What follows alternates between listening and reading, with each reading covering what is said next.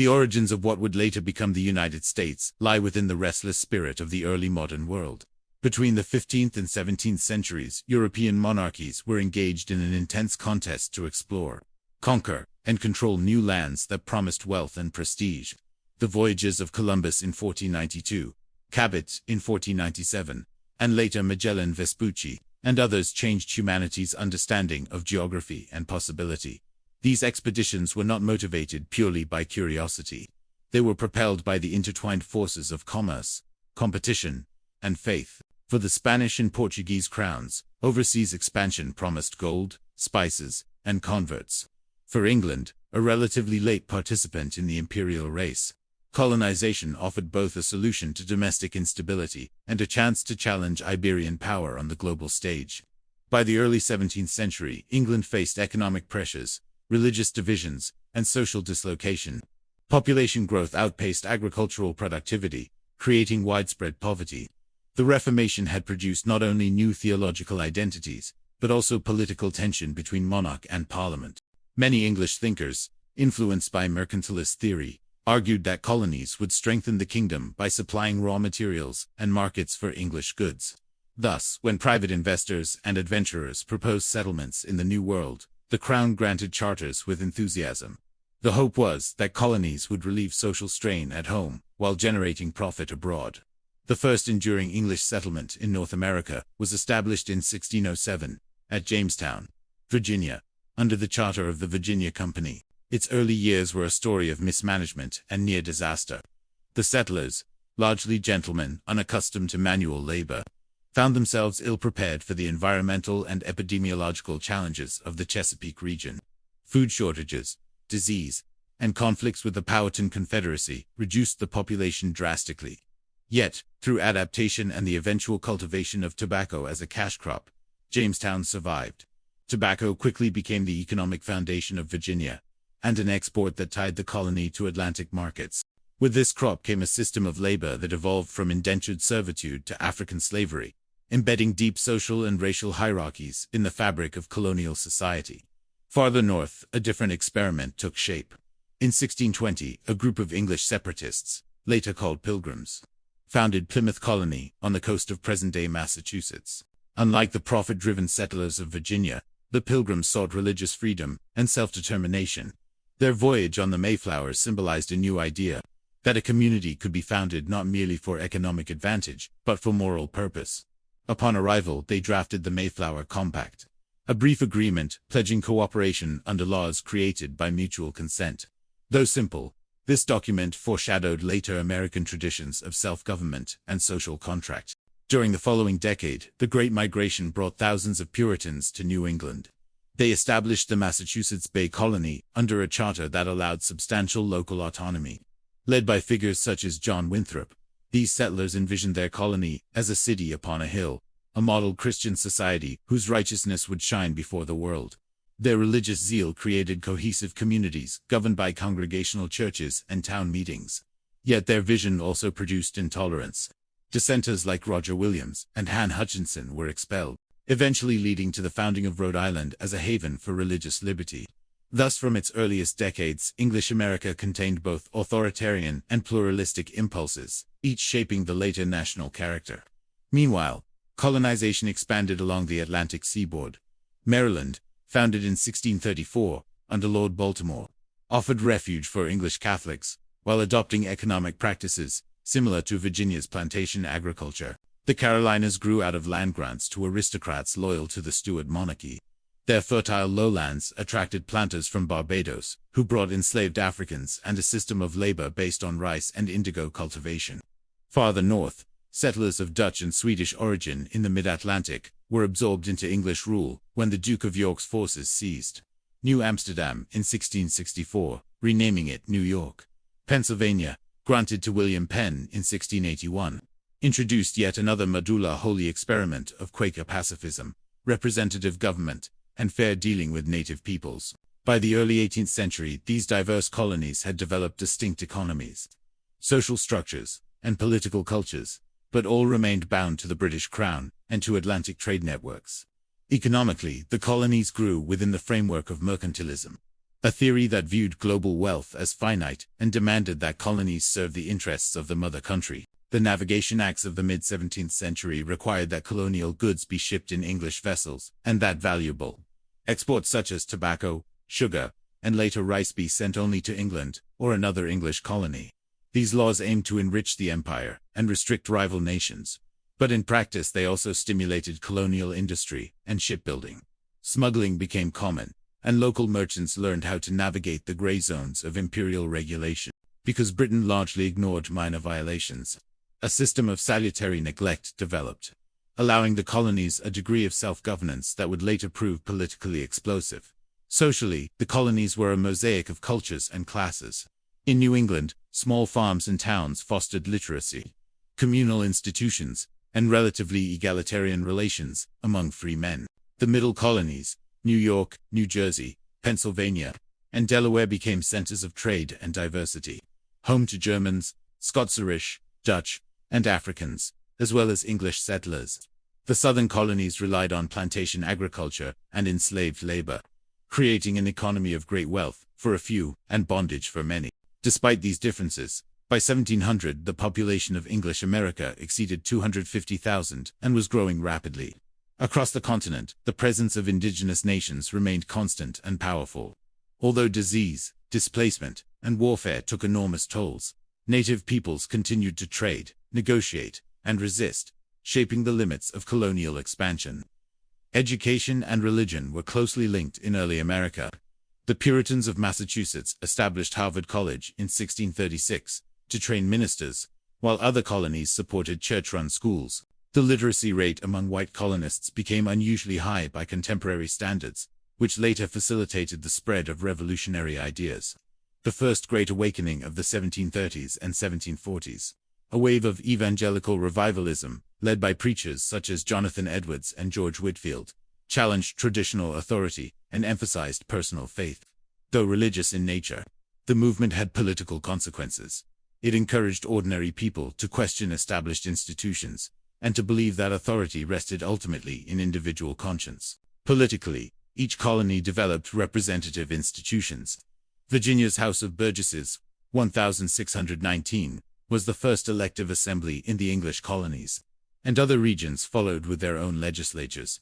These bodies controlled taxation and local governance, embedding a habit of political participation that would later resist imperial control. Governors appointed by the crown, or by proprietors, often clashed with assemblies over finances and prerogatives. Through these conflicts, colonists learned the language of rights, consent, and liberty principles drawn from English constitutionalism and Enlightenment philosophy.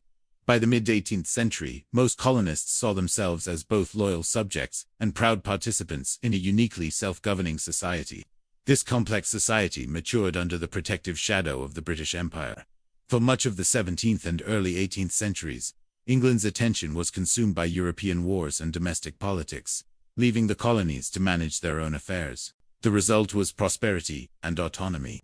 Towns flourished along the Atlantic coast, commerce connected distant settlements, and new generations born in America began to think of themselves not as English exiles but as Americans. Their loyalty to Britain remained genuine, but it was conditional based on the belief that their rights as Englishmen would always be respected. That assumption would soon be tested. Beyond the Appalachian Mountains, the struggle between empires continued. France claimed vast territories from Canada down the Mississippi Valley, while Spain dominated the Gulf Coast and the Southwest. The British colonies, pressing westward, inevitably collided with French claims and native alliances. Out of these rivalries emerged the conflict that would reshape both empire and colony, the French and Indian War. The war's origins lay in disputes over the Ohio River Valley, a region rich in resources and strategically vital for trade routes. In 1754, a young Virginia militia officer named George Washington led a small force into the contested area, clashing with French troops near Fort Duquesne. What began as a skirmish quickly expanded into a global conflict, known in Europe as the 7 Years' War. Britain eventually triumphed, seizing Canada and other French possessions, but victory came at immense financial cost. The British government emerged from the war burdened with debt, and determined that the colonies, which had benefited from the outcome, should help pay the bill. Thus ended an era of neglect, and began one of regulation. Britain's attempt to assert control to tax, to enforce trade laws, to station troops would meet a resistance rooted in more than a century of self-rule. The seeds of freedom had been planted long before revolution. They lay in the habits of autonomy, in the experience of local governance, and in the conviction that liberty was the birthright of every English subject. When those rights were questioned, the colonists would discover that their identity had quietly changed. They were still English by heritage, but in mind and spirit they had already become something new. The conclusion of the French and Indian War in 1763 marked a turning point in the relationship between Britain and its American colonies.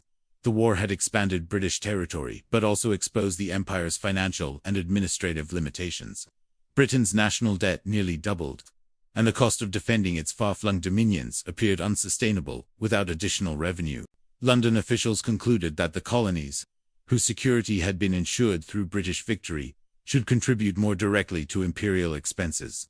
Yet what seemed to Parliament a reasonable policy of fiscal reform appeared to the colonists as an attack on their autonomy. The decade following 1763 became a contest between imperial authority and colonial liberty. A conflict fought not only with weapons but with words, laws, and principles. The first sign of this shift came with the Proclamation of 1763, issued by King George III, which forbade colonial settlement west of the Appalachian Mountains. Its purpose was to prevent further warfare with native nations after Pontiac's rebellion, and to organize Western lands systematically. But to many colonists, especially land speculators and frontier settlers, it felt like a betrayal. They had fought and died for the right to expand, and now the crown was denying them the spoils of victory. The boundary line, though poorly enforced, symbolized a new imperial restraint that clashed with colonial aspirations. More serious confrontation followed with Britain's effort to reform colonial taxation. The Sugar Act of 1764 lowered duties on molasses, but imposed stricter enforcement, signaling an end to the laxity that had characterized previous decades. A year later, Parliament enacted the Stamp Act, requiring that legal documents, newspapers, and other printed materials carry a revenue stamp. The law struck directly at the daily business of the colonies and affected every class. What inflamed resentment was not merely the cost but the principle. Parliament had levied a direct tax on the colonies without their consent. Colonial assemblies had long claimed the right to tax their own constituents, a right rooted in English constitutional tradition. The rallying cry, "No taxation without representation," expressed a belief that liberty depended upon self-government, and that a distant legislature, in which colonists had no voice, could not legitimately tax them. The response was immediate and coordinated. Merchants organized boycotts of British goods. Artisans and laborers formed protest groups, known as the Sons of Liberty. And intellectuals articulated a philosophy of rights, grounded in natural law and the British Constitution. In October 1765, representatives from 9 colonies convened in New York for the Stamp Act Congress, issuing a declaration of rights and grievances that asserted the colonies' loyalty to the Crown, but denied Parliament's authority to tax them without representation. This transcolonial cooperation, though cautious, signaled the emergence of a shared political identity. Confronted with widespread resistance and economic disruption, Parliament repealed the Stamp Act in 1766, but simultaneously passed the Declaratory Act, reaffirming its right to legislate in all cases whatsoever. The underlying issue of sovereignty remained unresolved. Tensions eased briefly, but reignited with the Townshend Acts of 1767, which imposed duties on imported glass, paper, paint, and tea. The revenue was intended to pay royal officials in the colonies, thereby freeing them from dependence on colonial assemblies. This subtle shift threatened to undermine local self-government. Once again, non-importation agreements spread through the colonies, and protests became increasingly organized. Writers such as John Dickinson, in his Letters from a Farmer in Pennsylvania, argued that even indirect taxes violated constitutional principles if their purpose was revenue rather than regulation. British troops were dispatched to Boston to maintain order, an action that only inflamed resentment. Clashes between civilians and soldiers culminated in the Boston Massacre of 1770, when 5 colonists were killed. Though Parliament soon repealed most of the Townshend duties, the symbolic tax on tea remained, a reminder of imperial authority. The next crisis arose from the attempt to rescue the struggling East India Company by granting it a monopoly on the colonial tea trade. The Tea Act of 1773 lowered the price of British tea, but asserted Parliament's right to tax it. Many colonists viewed the act as a trick designed to make them accept unconstitutional taxation. In December 1773, a group of men disguised as Mohawk Indians boarded ships in Boston Harbor and dumped 342 chests of tea into the water. This Boston Tea Party was both protest and provocation. To British ministers, it was an intolerable act of defiance. To colonists, it was a dramatic assertion of principle. Britain responded with the Coercive Acts of 1774, known in America as the Intolerable Acts. These measures closed Boston's port, altered the Massachusetts Charter, allowed royal officials accused of crimes to be tried in England, and authorized the quartering of troops in private homes. In the same year, Parliament passed the Quebec Act, extending the boundaries of Quebec and granting toleration to Catholics, legislation that colonists interpreted as favoritism toward despotism and a threat to Protestant liberty. Together, these acts convinced many Americans that the British government intended to destroy their freedoms. In September 1774, representatives from 12 colonies met in Philadelphia for the First Continental Congress, marking the first truly continental political gathering in American history. The delegates were not yet united around independence. They sought reconciliation based on the restoration of their rights. They issued a Declaration of Rights, endorsed a boycott of British goods, and agreed to reconvene if grievances were not redressed. Beneath these cautious resolutions, however, a revolutionary infrastructure was forming. Local committees of correspondence and safety coordinated enforcement of the boycotts and mobilized militias. A sense of American solidarity, born of shared resistance, began to replace provincial loyalties. By the spring of 1775, compromise had collapsed. British troops in Boston received orders to seize colonial military supplies stored at Concord, Massachusetts. On April 19, the Redcoats encountered colonial militiamen on the village green at Lexington. A shot was fired, its source unknown, and chaos followed. The skirmishes at Lexington and Concord left several dead and marked the beginning of armed conflict. News of the battles spread rapidly, electrifying the colonies. Farmers, tradesmen, and merchants alike took up arms. What had begun as a dispute over taxes had erupted into war. The Second Continental Congress, convening in May 1775, faced the daunting task of directing this spontaneous rebellion. It appointed George Washington commander-in-chief of the newly formed Continental Army and sought ways to finance the struggle. Petitions for peace were still sent to the king, but they went unanswered. The publication of Thomas Paine's Common Sense in early 1776 transformed the debate. Written in plain, powerful language, Paine's pamphlet argued that monarchy itself was an absurd and corrupt institution, and that independence was not only desirable but inevitable. His words gave moral clarity to what had seemed unthinkable, a complete break from Britain. By midsummer 1776, the momentum for separation was overwhelming. On July 4, the Continental Congress approved the Declaration of Independence, primarily authored by Thomas Jefferson. It proclaimed that all men are created equal, endowed with unalienable rights to life, liberty, and the pursuit of happiness, and that governments derive their just powers from the consent of the governed. The Declaration justified rebellion as a defense of natural rights against tyranny, listing grievances against King George III to prove that he had violated the social contract. Beyond its immediate political function, it articulated a universal philosophy that would inspire movements for freedom across the world. The Declaration transformed a colonial rebellion into an ideological revolution. Yet independence had to be secured on the battlefield. The British, possessing the world's most powerful army and navy, expected a quick victory. The Americans, poorly trained and supplied, relied on determination and local support. Early defeats in New York forced Washington's army into retreat, but his daring counterattack at Trenton in December 1776 revived morale. The war became a test of endurance. Britain's strategy sought to isolate New England, assumed to be the center of radicalism, but the capture of Philadelphia and other victories failed to crush the rebellion.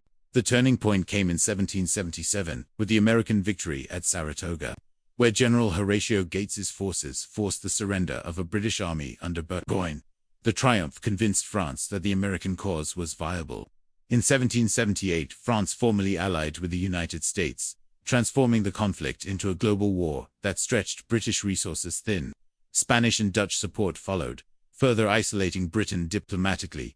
Meanwhile, the hardships at Valley Forge during the winter of 1777–78 tested the army's resilience, but also forged discipline under the training of Baron von Steuben. The revolutionary struggle was sustained by ideology as much as arms. The promise of liberty and republican virtue kept the cause alive when material prospects seemed hopeless. In the Southern Theater, where Britain hoped to rally loyalists and exploit slave labor, the fighting became brutal and partisan. Battles at Kings Mountain, Cowpens, and Guilford Courthouse weakened British control. Finally, in 1781, combined American and French forces trapped General Cornwallis's army at Yorktown, Virginia. Surrounded by Washington's troops on land and the French fleet at sea, Cornwallis surrendered. The war effectively ended, though peace negotiations continued for 2 more years. The Treaty of Paris, signed in 1783, recognized American independence and granted the new nation generous boundaries stretching to the Mississippi River. The victory was astonishing given the imbalance of power. It owed much to foreign alliances, British miscalculations, and the colonists' ability to sustain a political vision amid hardship. Yet, independence brought new challenges. The colonies, now states, had to transform revolutionary ideals into stable governance. Their first experiment, the Articles of Confederation, created a loose league of friendship with limited central authority. The arrangement preserved liberty, but proved inadequate for managing debts, diplomacy, and interstate conflicts. Out of this weakness would arise a stronger federal union, but that chapter belonged to the next stage of the American story. What the revolution had accomplished by 1783 was more than national separation. It had reshaped ideas of sovereignty and citizenship. In the minds of many Americans, government was no longer a gift from kings, but a trust derived from the people. The meaning of freedom, however, remained contested. Slavery persisted, women's rights were limited, and native nations faced continued dispossession. The promise of equality proclaimed in 1776 would require generations of struggle to approach fulfillment. Still, the transformation from colonies to freedom marked a profound shift in human history.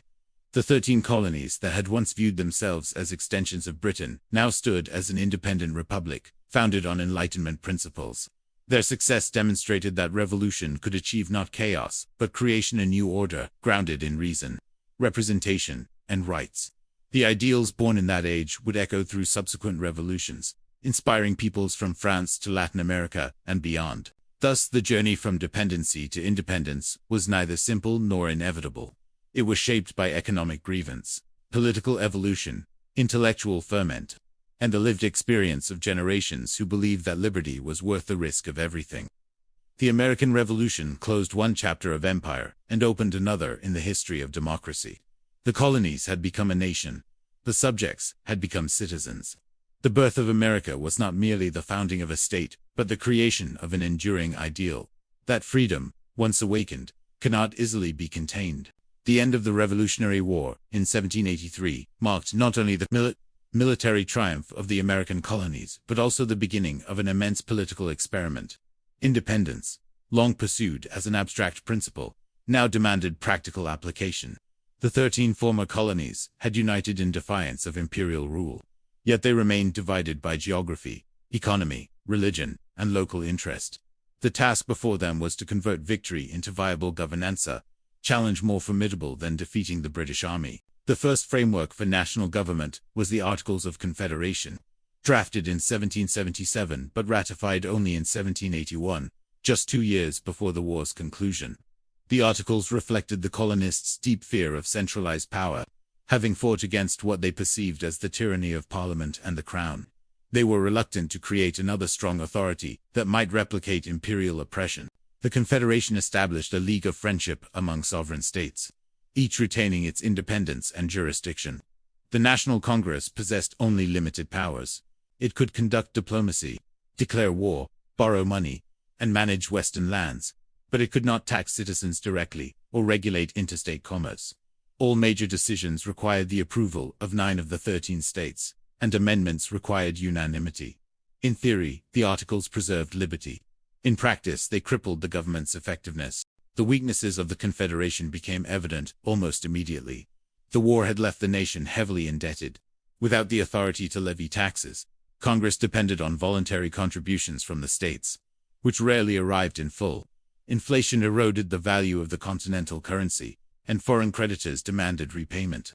Trade barriers between states created economic disarray, as each imposed its own tariffs and currencies. In the absence of a unified commercial policy, Foreign powers exploited the young nation's divisions. Britain maintained military posts in the northwest. Spain closed the Mississippi River to American navigation, and France pressed for repayment of wartime loans. The Confederate system lacked both the revenue and the coercive power to respond effectively. Domestic unrest soon compounded the crisis.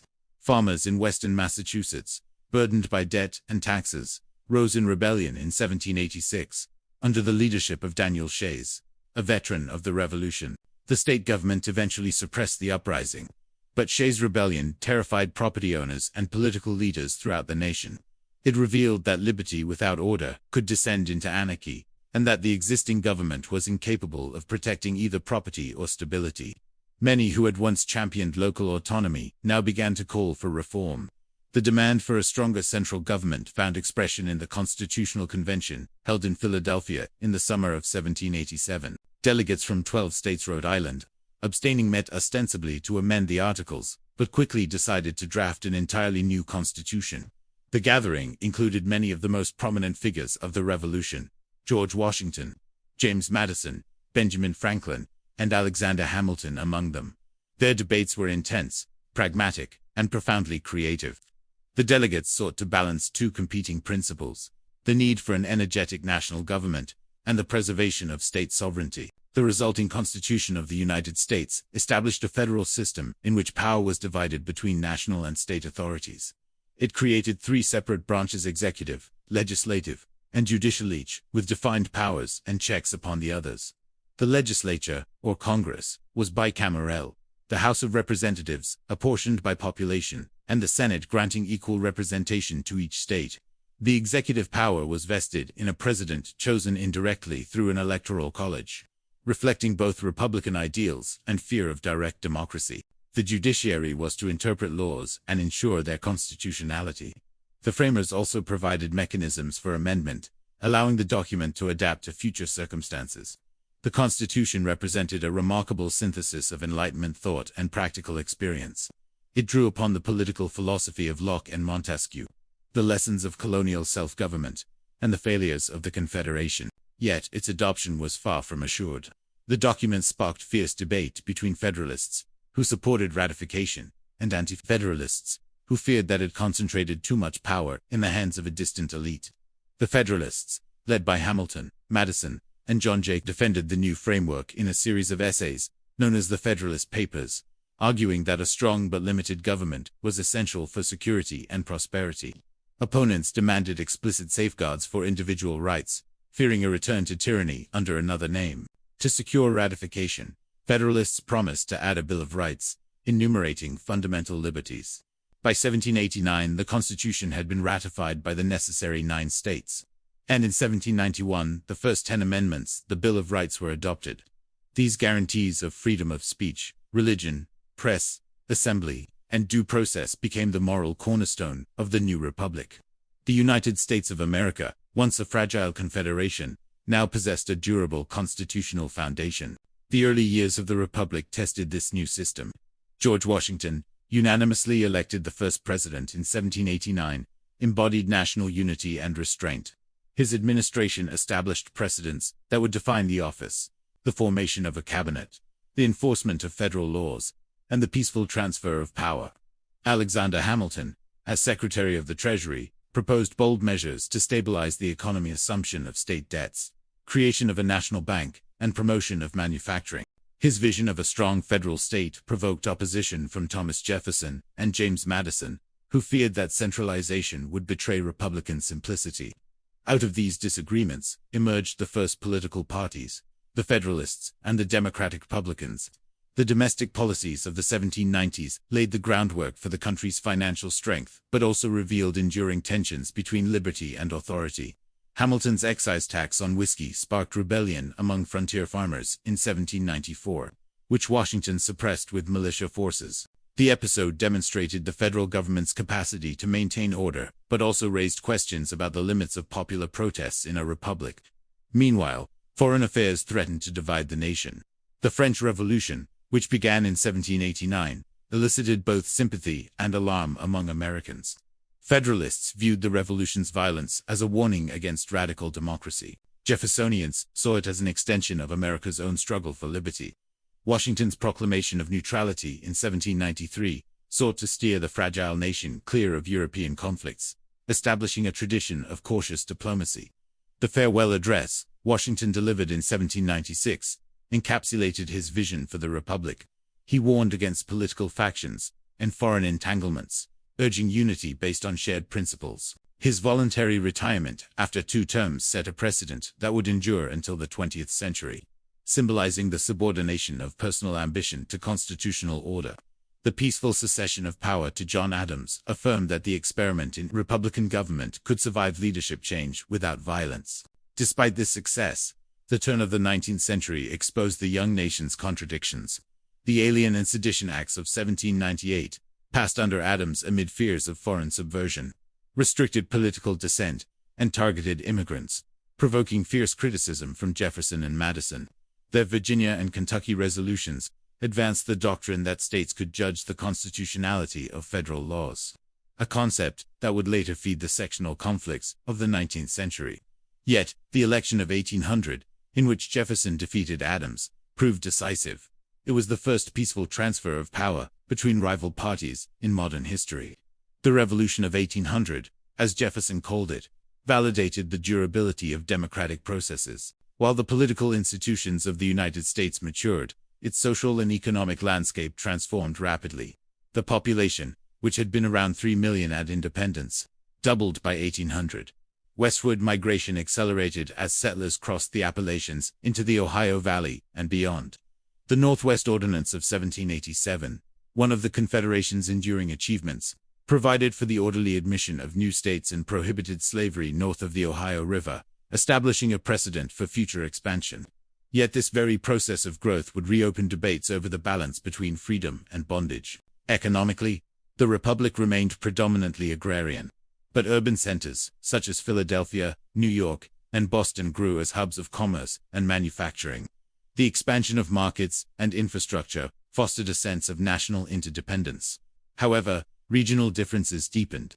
The northern states, where slavery was gradually abolished, developed mixed economies of agriculture and industry, while the southern states grew increasingly reliant on slave labor and the export of cotton. This divergence, latent in the 1790s, would later threaten the union that the Constitution had so carefully constructed. Intellectually, the Revolution and its aftermath stimulated profound reflection on the meaning of liberty and equality. The rhetoric of universal rights inspired calls for reform among marginalized groups. Some northern states enacted gradual emancipation laws, and free black communities began to organize schools and churches. Women, who had contributed significantly to the revolutionary cause through boycotts and domestic production, demanded recognition as Republican mothers responsible for raising virtuous citizens. Writers such as Abigail Adams urged political leaders to remember the ladies, though their appeals largely went unanswered. Native nations, meanwhile, confronted the expansion of a republic that spoke of liberty while encroaching on their lands. Treaties signed in the wake of independence often served as instruments of dispossession, rather than mutual respect. By the early 19th century, the United States stood as a functioning republic, admired and scrutinized by the world. European observers saw in its stability proof that popular government could endure. Yet beneath the surface lay unresolved tensions between federal and state authority, between freedom and slavery, between ideal and reality. The Revolution had created a nation based on principles of liberty, equality, and consent, but its fulfillment remained incomplete. The story of America's birth, therefore, did not end with independence or the Constitution. It continued in the ongoing effort to reconcile competing visions of freedom. The transition from colonies to a constitutional republic represented not a final achievement, but the beginning of a perpetual dialogue about power, justice, and human dignity. The institutions forged in the crucible of revolution would serve as both foundation and forum for that dialogue, guiding the nation through triumphs and crises yet to come.